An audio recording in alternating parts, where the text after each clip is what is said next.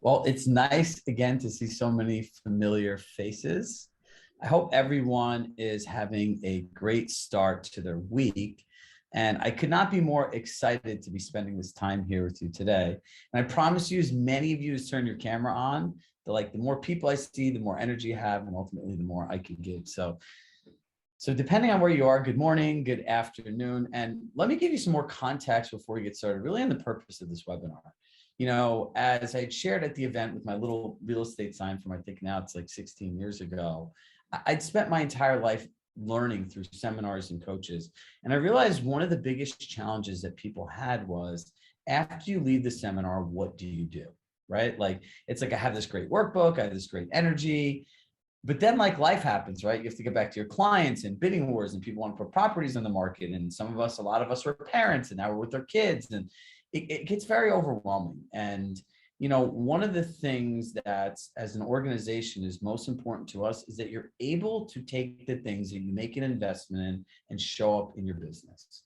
So I wanted to make sure that we're going to not just do one webinar today. I want to do one more with you guys next week, right? There's no cost or anything like that. I want to make sure that you have the proper context, right? Because like the nice part about events is there's so much energy in the room. Everyone's excited. They see each other. The day had a good flow to it.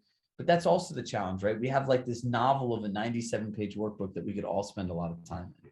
So the first part today, I'm going to kind of jump forward and then go backwards, right? I want to go through and help you guys understand this whole customer experience checklist, right? We're going to start with the checklist this week, and then we're going to go back and we're going to do the decision-making matrix next week. Is that good for everybody? So what I want you guys all to do is take your workbooks out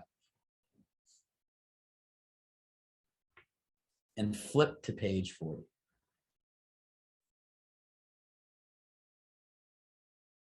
Wayne, twice in one day. Appreciate it. So Brooke, drop a link to the digital workbook just in case anyone doesn't have their copy.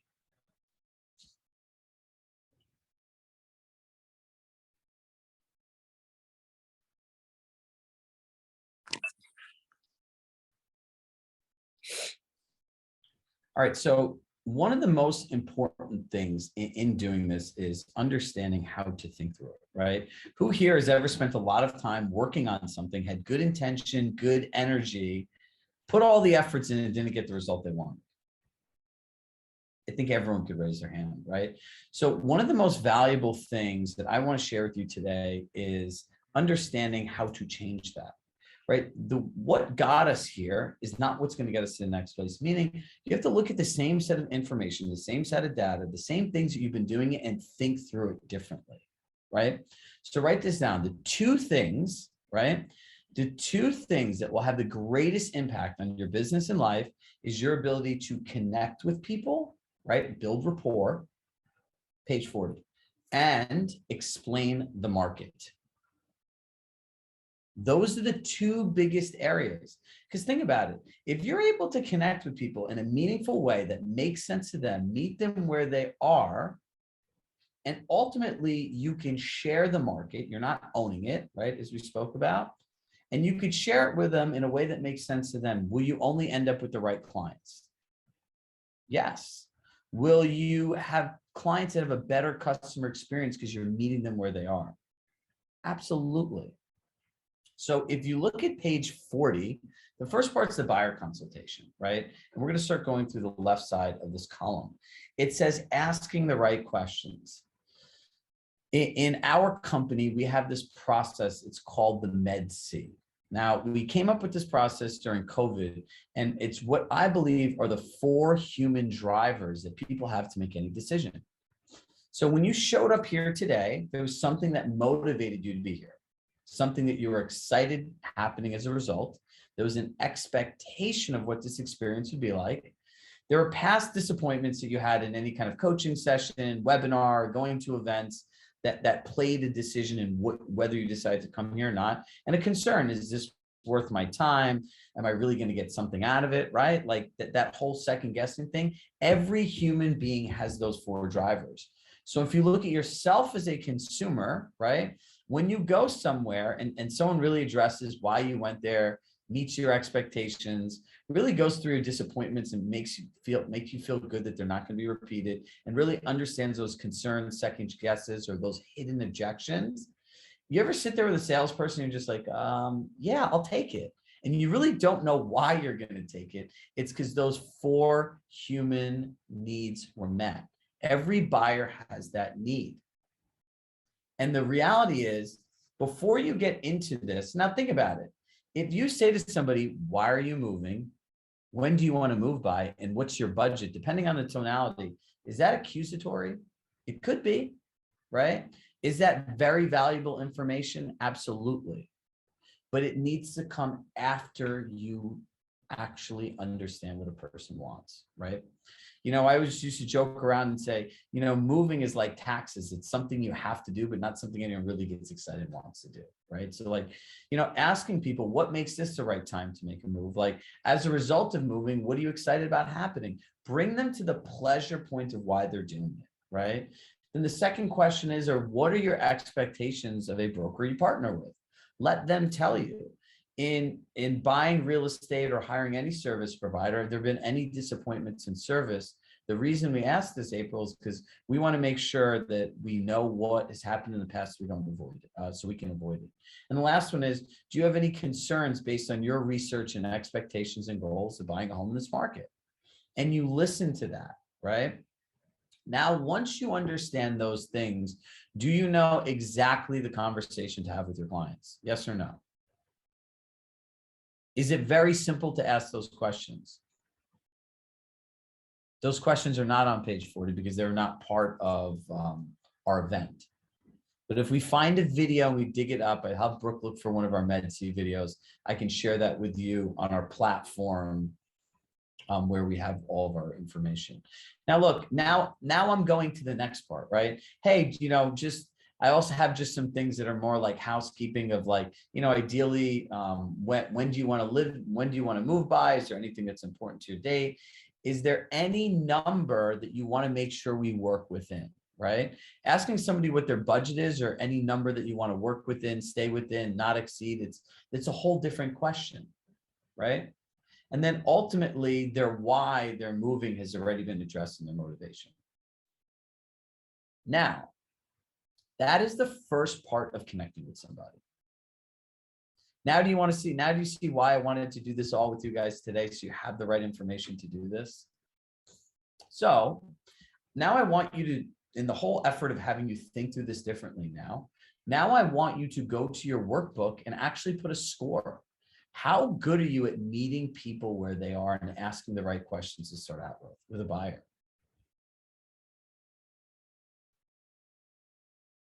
I'll give everybody a minute to do so.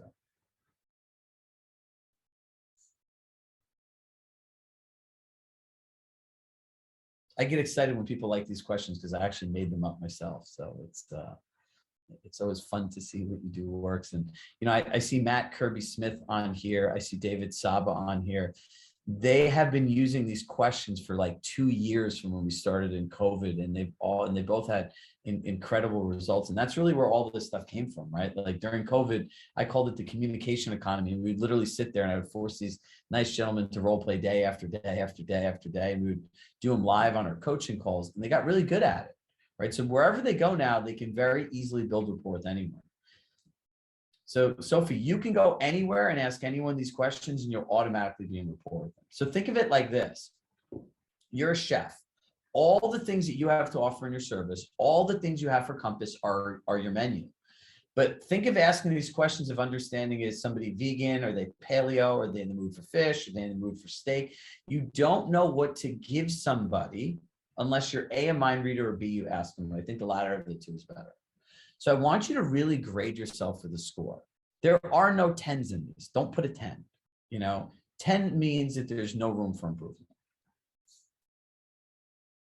Now, the next part of doing this is we use a workbook, right? And now we're like, well, what do we do with it? We wrote down a score. Well, the next part about this is being responsible at the end of this and time blocking time to work on this, right? There are 86 other people here that want to do the same thing. You need to practice with other people. Do not practice on your clients. Now, if you practice this 5 minutes a day for 300 days this year, that's 25 hours of practice. Since we're almost halfway through the year, let's cut those 5 minutes. Let's double them to 10 minutes. 10 minutes a day to the next 150 days is 25 hours this year. Do you think that the agents that are not here are going to practice doing this for 25 hours in their life? Probably not. Role playing and practicing is not very exciting. But imagine you had kids that wanted to play the instrument and they just wanted to go play in the show. And they're like, Mommy, Daddy, I don't want to practice. Why would I want to do that? What would you tell them? If you look at those shifts that I was talking about, and the way that services, the way that we share, how buttoned up our experiences need to be, this is essentially where it starts. Because even if that market is not right for somebody and you start this way, you engage them where they are, you share the market in a meaningful way, which helps the other person understand that the market isn't right for them. And then you say, you know what, maybe you should just stay where you are. Do you think you'll get referrals from these people? Hit yes or no in the chat box.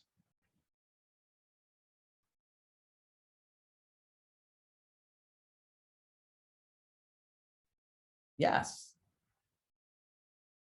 Listen, caring is a competitive advantage, and real estate people do not have the best raps. So I always say to people, create the experience you want somebody to share, right? Write that one down. Create the experience you want somebody to share. At the end of somebody working with you, what do you want somebody to think? How do you want them to feel? And what do you want them to do or say about you to other people?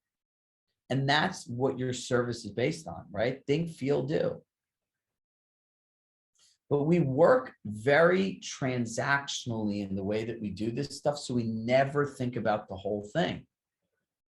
The way that we should think about it as a group is, hey, if I'm willing to put in the work, I'm really willing to go through this experience, tighten all this stuff up, and really commit to practicing, how much better am I going to get year 1, year 2, year 3? Like, we all know who Kobe Bryant is, right? So what Kobe Bryant, they said to him, they go, why 4 a.m., right? He got into the league. He was much younger than everyone else. He's like, because I'm going to get at least one extra workout a day than everyone else. He's like, in the first year, it might not be anything. In the second year, it could be something. But he goes, by year 3, 4, and 5, I will have practiced so much more than everyone else. No one will be able to catch me. And that's how he thought through going into the league. Now, we could take that same mindset and apply it to our business. Remember, the house is not the product. It's something, you're the product and service. That's why when we dreamed up this whole event and this whole customer experience scorecard, that's why I feel that this is the most important thing. So are we all good on how we can start asking questions, how we can engage people? We will get you that video and we will email out a link to it. Even if I have to record a new one, I'll go ahead and do that for you. And we'll email it and it'll be back in our portal. If you're not signed up for a portal, this is a good opportunity to do so, because that's where we'll put the recording, workbook, and everything else. Are we all good with this? Thumbs up. All right, good. Now, the next part, explaining the market. Now, does anyone here think they're good at doing this? Anyone want to volunteer?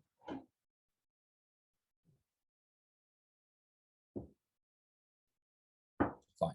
I'm going to go ahead and give you a couple key phrases, right?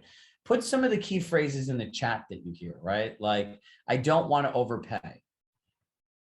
Prices should come down because the rates are going. Give me all those delusional statements that buyers have, the ones that really trip you up. Put them all in the chat box. I'm going to go through them all and show you how to frame this in a market.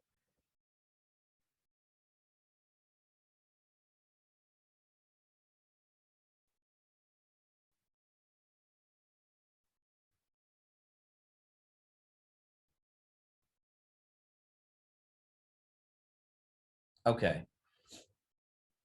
So I don't want to buy at the height of the market, right? That one, or I don't want to overpay on a home, right? You hear that every single day from people. So normally when people say that, I find the answers from when listening to you guys, well, the market is like this, and other buyers are paying this, and if you want to get a home, this is what it takes. Aren't those very similar statements? Give me a thumbs up if that's what you hear, right? So now watch this. This is a very different process, right? Number one, you need to meet them where they are. Remember those 7 keys to effective communication. Number 2, it's their choice. So I would say, all right, Ann, so, overpaying is something I'm sure no one wants to do. And I completely hear what you're saying. So based on your goals and your expectations and the feeling that every buyer that's winning a home is overpaying, what made you want to participate and look for a home in this market? Flip it right back to them, right? Sure. Lindsay, if everyone is overpaying, so Lindsay, you feel that every buyer that's winning a home today, I would use the word winning a home, is overpaying. Yes, absolutely. And I'm not going to do that. Isn't that like every buyer? It's like, okay, great. So if you feel that the people winning homes are overpaying, what makes this the right time for you to buy a home in this market? See what they say. I'm not saying anything. You want to know why?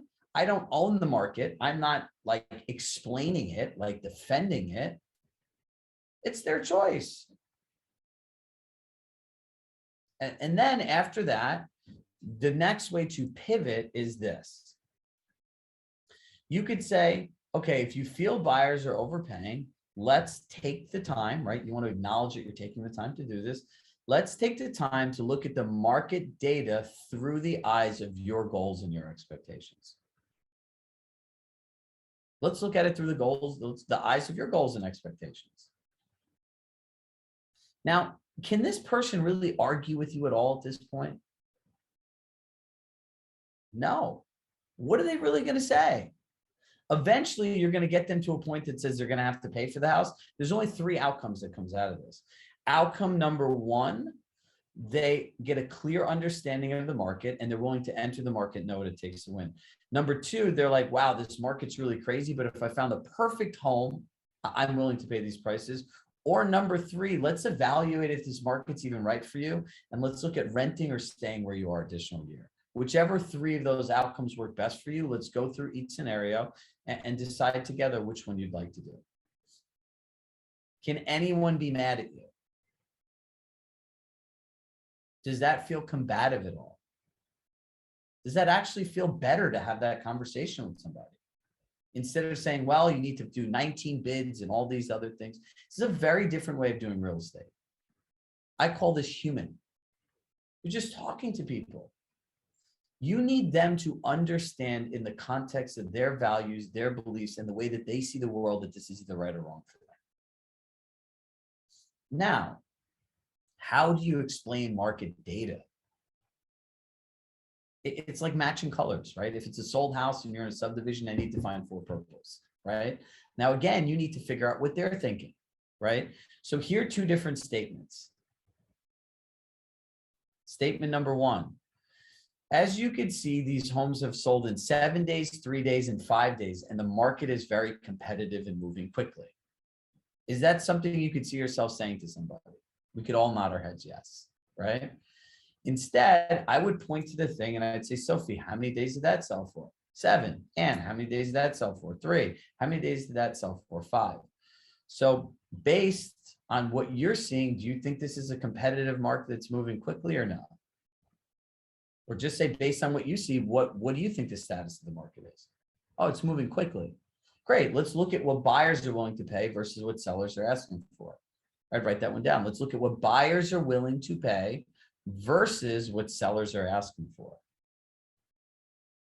I always joke around. Those are like really one of like those slick questions, right? You really get people to start thinking a certain way.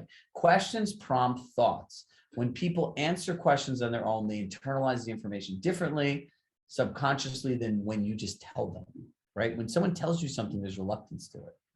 I could all go tell you to do something, you'd be reluctant to do it. If I created a great experience, I asked you questions and you wanted to do it, you'd be really excited. It's a difference between being sold and wanting to buy, right? So now I go and ask that question. I would point to the number. I'd say, what percentage did people pay based on the list price to sales price? 115, 118, 120. So you're saying that buyers, based on the data and the market, are paying between 150 and 120% of the asking price. Yeah. Great. And what's the total price that people are paying for homes? And then you go through it. So in conclusion, homes are selling around this many days, buyers are paying this range and this total price. So is it safe to say if you wanted to live in this neighborhood, this is what a winning bid would be? Yes. Now, April, based on your goals and expectations, would this be right for you? Pretty simple, huh? There is no one that can argue with this because all you're doing is asking questions and stating facts. At any point, did I try to tell, explain, or be combative to the person's point of view? No. This is how you never get stuck with a buyer that's not going to buy a house. Because at the end of this, they're still delusional, right? They're like, well, I still want to look and try, right? Because there's always those people. Then I ask them this question, right? Yeah, but I'm still not willing to do that. And I really need to find a house. Isn't that what they tell you?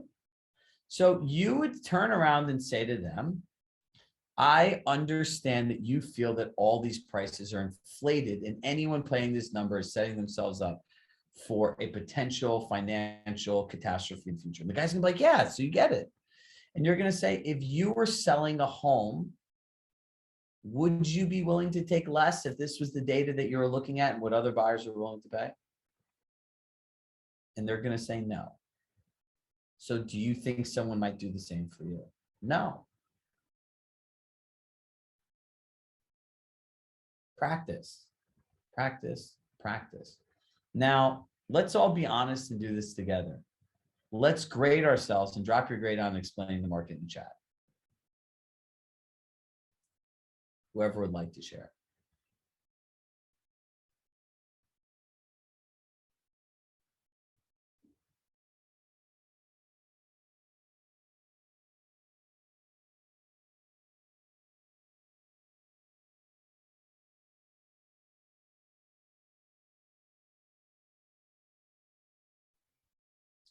Cynthia and Matt coming in hot with 7s and 8s. So look, here's one area that you've identified. I believe that this is something that everyone needs to work on. So if it's okay with you, before we move on from this, can I give you another way to start thinking through this? I would make a list of all of the challenges that people have. Like look in the chat, right? I don't want to overpay. Home prices should come down because interest rates went up. All of these different things that people say. And then I'd start building a word bank of questions I'd ask them to understand, right? So someone had said on a call earlier today that, you know, affordability has gone down by 20 to 30%. So I think the market goes down by 20 to 30%. Lindsay looks shocked. So in the end, you could say, great. So you feel based on your expectations and your research that home prices have come down 20 to 30% over the last 45 days. Yeah. Okay, great. Let's look at the market through the expectations and your goals and see what the market data says. You have to remember, when people aren't enthusiastic, you don't want to work with them, right? Like if you go to a seller's house and it's overpriced, instead of learning the skill of having the conversation, you're kind of negative, you could be kind of combative. And they're like, well, this person's not even excited to sell it, right? Think about it. Sometimes people hire people just on good energy.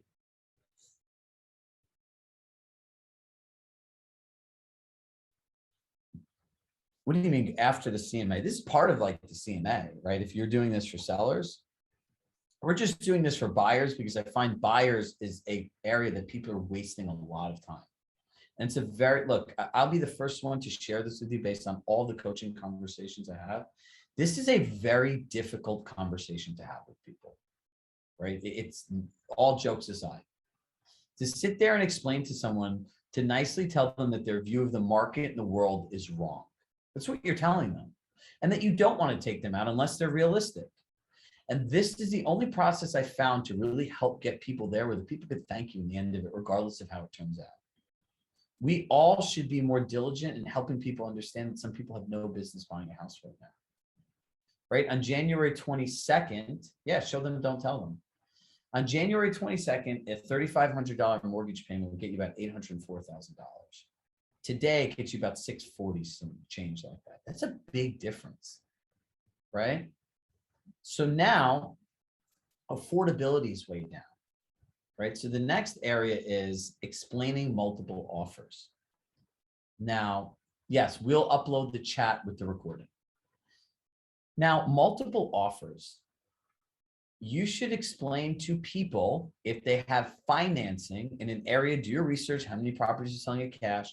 If they're going to be doing financing multiple offers in a heavy cash market, that they should be prepared to lose. You have to tell them that in advance, right? Because if not, what's going to happen? They're going to be mad at you, right? They're going to be sitting there going through this like, but I did everything you said. And you should just nicely say to them, like, listen, there's a security that people have in cash, right? Or ask them the question. I would say, let's see, Trish, if you were selling your home, would a cash offer give you more security than a financing offer? And the majority of people are going to say yes. So given that's the fact with most people, just like yourself, we need to be prepared that we'll do everything we can with our offer, but there's still a chance that it might not work and we need to be okay with it going into this. So if they lose a few things, is it surprising to them? No, you actually prepare them for it, right? A lot of agents are in positions now that they've lost out on 4, 5, 6 bidding wars, and the clients did everything they did. They did the $200,000 above ask. They did the free lease back. They waived all their contingencies, no mortgage, no inspection, no anything. You have to start thinking into this more macro. Any creative thoughts when bidding wars? That's a whole nother workshop. We actually have a whole multiple offer template and everything else like that. So I don't want to digress or get into other programming. So look at this buyer experience, right? We have some more time and I want to go through it. Explaining disclosures. I would hope everyone's at a 9 there, right? Like I hope we could all explain our disclosures. The next part is explaining the home buying process. How good are you at explaining the whole process to people? You can't do it in piecemeal, right? So a great question is anyone taking the time with you to share the home buying process? If it's a repeat buyer, I would say, would you like us to go through the home buying process from the beginning as you've already bought a home, or do you feel comfortable with it? Let them answer the question. And here's another great question that someone that brought up in one of our coaching sessions. They asked their client, based on your research, what confuses you the most in this process, right? And then I added the line, based on your research, what confuses you the most in this process that you'd like clarity by the end of our conversation?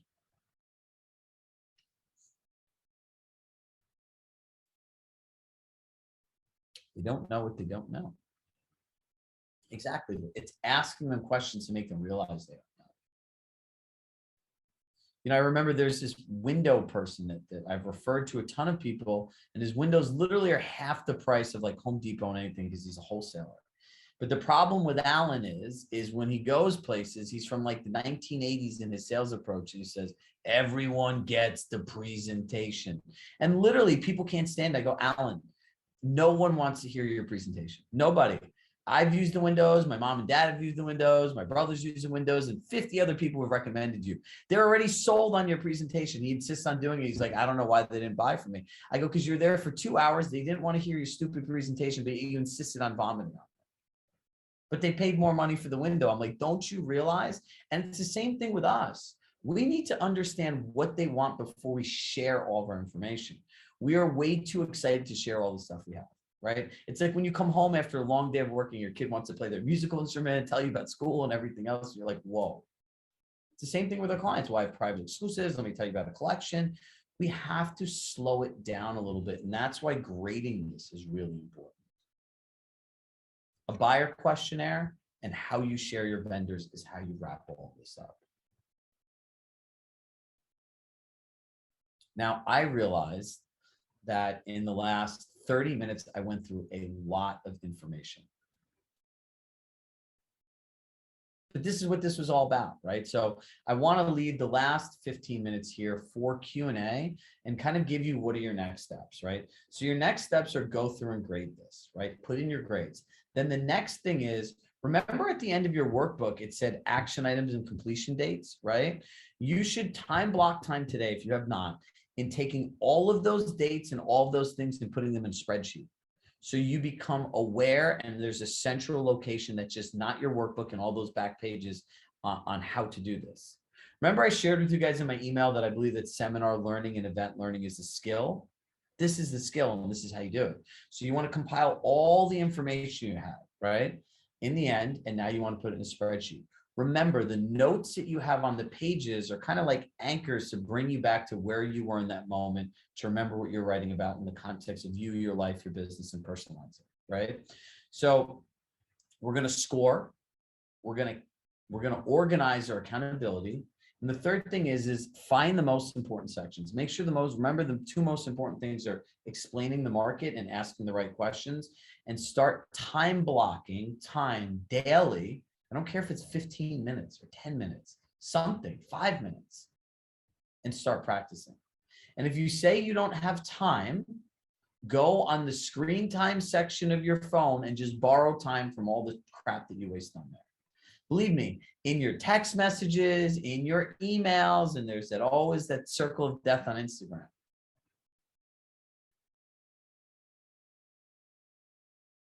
I'm hearing from agents who've had offers accepted and multiple offers. The highest, the best offer is not the case. They want the agent that will know, get the property closed right from them. Yeah, reputation is critical. I 100% agree with that, right? By the way, you guys want to know another cool ninja hack that I've had other people doing that works really well? I would call people up and I'd say, hey, Wayne, my name is Chirag from Compass. I just want to introduce myself. I see you sell a lot in this area. You can do this all from the Agent Finder app. You know, is there an email list or anything that you could add me to when you get off-market properties, or if you share your coming soons? I just want to be able to share these with my clients as I have people looking in the area. By the way, start building your agent relationships like that. People will love you. Your clients will love you. Have you ever got a phone call like that from an agent? Probably not, especially not from another brokerage, right? These are all little things, but remember, small actions done consistently produce oversized results. All coaching is a roadmap to get you to where you want to go. That's it, right? Everyone has the same challenges. It's just you live in a different zip code. It's like the joke of married people. We all live the same lives at different addresses, right? So look, start thinking about how to do this, right? I send a note to the agent's manager after we close to go tell them what an amazing experience it was to work with their agents. Agents love it. And then love me. Yeah, because their manager goes to them. That's like a very good ninja move. Who are your teachers? Or are you just born with a brilliant real estate coach? Well, look, that's actually a really good question, right? So when I got into real estate, the first coaching and form of mentoring I had was Tom Ferry. So I learned a lot over there. Tom was my coach for a year. And after that, I worked with a group of other coaches and people. And to be quite frank with you, if you want to really know, I have a performance coach. There's my nutbag friend, Jacob, that was there that probably spent a little too much time talking about himself at our event. So if you're wondering, I have a fun session with him to download his speech. Now, the second coach I also have is I have a mindfulness coach. I do have, like probably many people, therapists I talk to. I have a marketing coach and I have an executive business coach. So I have 5 different forms of coaching that I do. And I buy my own meal prep as well. So that's like kind of like a food coach. So, you know, I believe having somebody support me in all areas of my life allows me to just focus and do the work. I don't really have to think about it, but Trey, in terms of like coming up with all these brilliant ideas, everything that I've shared with you here, from our customer experience stuff to the scripts and the dialogues, are all things that I've come up on my own, just based on my own experience. The best way I could describe it, and you all laugh, is like Slumdog Millionaire. If you've ever seen the movie, he's there and they're like torturing, like, how do you know all this stuff? I have a very unique set of life experiences that brought me here today. And, you know, I also have, I always joke around, my chief of staff, Deborah, she's really like my boss and coach. So she makes sure I go where I need to go, do what I need to do. She's really nice to everyone else. She's kind of mean and yells at me all day, but I wouldn't have it any other way. And look, like, regardless of what you do, find your true north and have somebody help you get there, right? This business is way too lonely. It really is. Find a community. I'm not talking about any coaching programs today. I wanted to just strictly make sure that what you showed up and a lot of you traveled to in Boston for actually was implemented, right? So we're going to have another session and I'm going to go through that whole decision-making matrix with you guys. That, I believe, is the most impactful thing that will unlock a new way of thinking. When you start understanding, like, there are all these designers called UX designers, right? So these people are paid money for just understanding consumer experience on websites, right? So when you start understanding how your clients think, how they make decisions, what they're doing on these websites, when they click a button, what's there, how it's being communicated and everything else, do you know how easy it is to convert those clients into your leads and off those portals and onto your platform? You'll know exactly what they want, where they start, where they finish, where it continues. So this is what we're going to do. This is our mini, this will be our mini 2-week accountability journey. If you came with a friend, I highly encourage you to tell them to come back. Do you guys have any other questions? Like, we have time. I'm happy to answer anything that anyone has. Yes, this whole letter writing and all this stuff is crazy. So here's something on bidding wars, right? Number one is there's a thing called positional bartering. Has anyone ever heard of what that is? Raise your hand. Okay. Positional bartering is the worst form of negotiation. And it's what we do every day. So taking a position on something is saying, you know, hey, Brooke, I'll offer you 1, 2, 30-day closing, no contingencies, lease back 6 months. I've literally just took a position on their home. This is the most emotional, valuable thing to most people. And that's all that it is. Now, here's some challenges in this. What do people actually know about buyers? So I took a position on your house and some random stranger from a bank that I don't know anything about, and some of these banks that people shop online that people have never even heard of, now say that Brooke can now offer $1.2 million. Does that really bring clarity and certainty to anybody? Nope. Right? Now, remember, the two most primary human needs we have that dictate most of our behavior are comfort and certainty. Does that make somebody feel comfortable not knowing anything about somebody? Nope. Does it create certainty where they can kind of predict what the outcome is? Nope. And that's what the problem is. So one of the effective ways of doing it is sharing who your buyers are. This is who my buyer is. This is where he works. This is how long he works there. This is approximate salary. This is approximate credit score. That's a good thing. Yeah. Right. This is what we use in our multiple offers, is giving an idea of who these people are. Right. So like when there was COVID and people were afraid of losing their jobs, we had people putting offers that were self-employed on, you know, mortgage contingency, not contingent upon continuous employment. Right. There are different ways to really start thinking about this if you become strategic. But remember, all of this stuff goes back to the central operating system of how do we meet people where they are? What does another person want? Once we understand what they want, we can then give it to them, right? In House of Cards, what was that guy's? I forgot the character's name. He says, everyone wants something. We just have to figure out what that something is. Frank Underwood. Frank Underwood. Yes. There's a lot you can learn from that show. So we'll be sending the recording to everybody.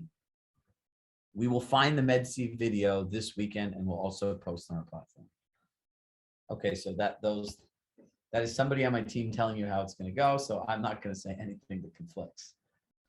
Listen, I also want to just, take a moment and just acknowledge all of you.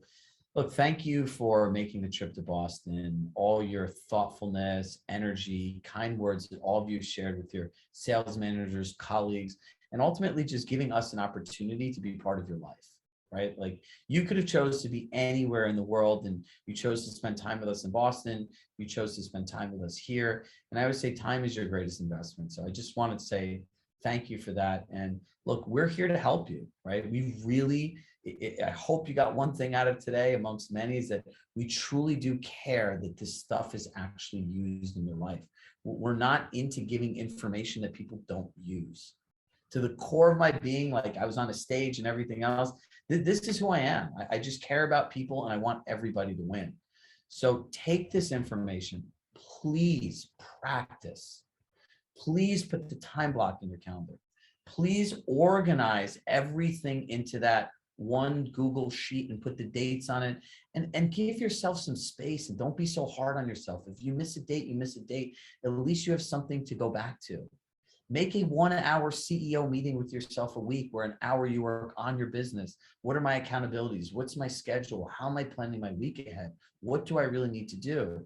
There's a blend between actual business coaching and performance coaching, right? Business coaching is like what to say, what to do, right? Like we want to turn the what's to hows. If you want to know what to do, just go on YouTube. It's free. Now, performance coaching is helping people actually do the work, understanding how their brain works, how their subconscious mind works, how to think through these things differently so you can optimize your performance. This is a business that needs performance coaching, business coaching. Some days you need to be somebody's friend. Some days someone needs to be your therapist. There's so many things to unwind in this business. It's not easy. I think being a real estate agent truly is the hardest job in the world.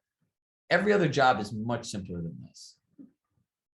So now let's take action together. I'm ending right on time. So thank you all. So listen, you'll get another email for next week. We'll have our final follow-up webinar and we'll go through the decision-making matrix. If you guys have questions, post them on our platform. And remember, the greatest asset that you all have is each other. So I encourage you to get to know the other people here. Make sure that you collaborate with them, role play with them, and that you've already done this together. So I always say with love in my heart, I love you all, and I'll see you guys all next week. I hope you have a great end of your week. Bye, everybody.